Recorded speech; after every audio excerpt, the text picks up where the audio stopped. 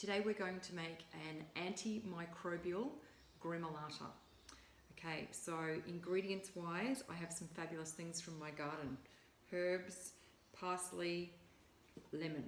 We're going to start with a large handful of parsley. So I'm just plucking the ends off these.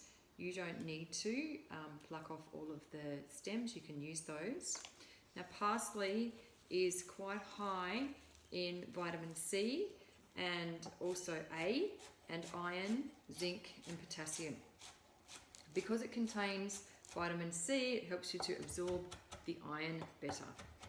Okay, so we're just going to chop that up quite finely. And we're also going to chop up our oregano. Oregano, slightly smaller bunch of that, probably half oregano to parsley. You'll want to pluck the leaves off the stems of the oregano. Oregano stems aren't quite as nice, although you can put them in your cooking and you'll get a nice flavour from them. Pluck them out before you serve up your dish or people will think you're a terrible cook. To chop the herbs more easily, what I'm doing is rolling them up a little bit and kind of making them into a carrot shape. Everything is easier to cut when it looks like a carrot. Sorry, that's a little bit noisy. Okay, so I've probably got about half a cup here. I'm making enough for 2 people. And what I'm suggesting from this is that you try and eat a clove of garlic every single day. So here's our clove of garlic. It's purple garlic you want to use. It's just the skin that's purple, not the actual flesh. But garlic contains about 20 bioactive phenolic compounds, including organosulfur and saponins. They have antioxidant, antimicrobial, anti-inflammatory and immunomodulatory components. They're very, very powerful. Hang on, noise.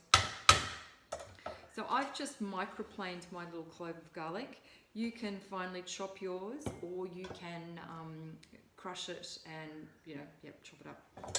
I'm going to now get the zest of my lemon. The zest of the lemon also contains antimicrobials and lots of beautiful phenolic compounds and insoluble pectin fibres, which are great for gut immunity and gut health. And your gut health is absolutely integral to your overall immunity. So remember that. If your gut's not perfect, have a little look at that right now.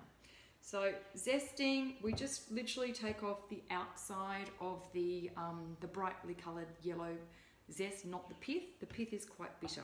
Give that a little flick, pop that into our bowl. Okay, our olive oil that we're going to add in, just a little splash. You can add more in if you're going to make a saucier dressing to put onto a salad or maybe into a soup or a stew.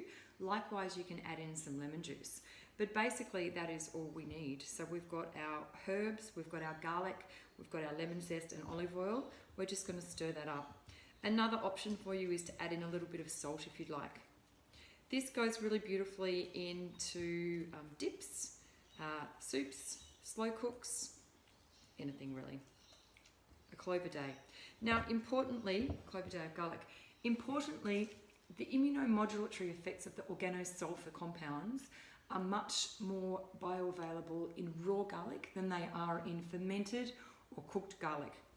So if it's immunity you're after, eat raw garlic.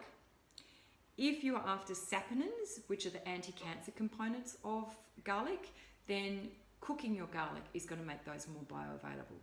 There are other more bioavailable components, phenolic compounds in black garlic, which is your fermented garlic. That comes in a little bag.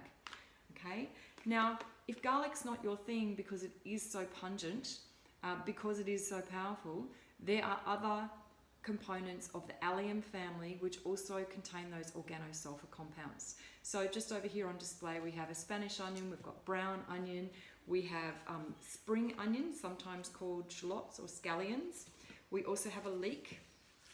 Leeks are beautiful. And then we also have the Asian shallot, which is a kind of a reddy shallot.